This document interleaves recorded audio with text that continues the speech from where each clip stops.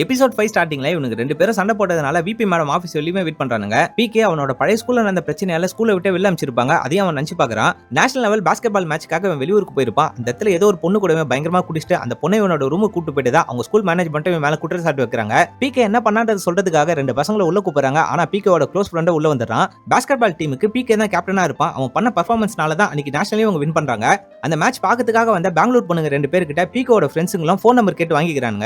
அன்னைக்கு நைட்டே அந்த ரெண்டு பொண்ணுங்களுக்கும் ஃபோன் பண்ணி வர வச்சு பிகேவோட ஃப்ரெண்ட்ஸுங்களும் சரக்கு ஊத்தி கொடுக்குறானுங்க. பிகேக்கு பொண்ணுங்கிட்ட பேசுறது சரக்கு அடிக்குதுன்னு எந்த கெட்ட பழக்கமே கிடையாது. அவனுக்கு இதெல்லாம் சுத்தமாவும் பிடிக்காது. அந்த பொண்ணுங்க ரெண்டு பேருக்குமே போதை ரொம்ப அதிகமாச்சு. இந்த ரெண்டு பசங்களுமே அந்த பொண்ணுங்கிட்ட ரொம்ப தப்பா நடந்துக்கிறானுங்க. அப்ப பிகே தான் வந்து அந்த ரெண்டு பசங்களுமே மாட்டிட்டு அந்த பொண்ணுங்களும் கூட்டு போறான். பிகே ஹெல்ப் பண்றதுக்காக தான் அந்த பொண்ணு ரூமுக்கே கூட்டு போய் விட்டு இருப்பான். ஆனா இந்த பசங்க ரெண்டு பேருமே இந்த எல்லா விஷயத்தையுமே அப்படியே உல்டாவா மாத்தி சொல்லிடுறானுங்க.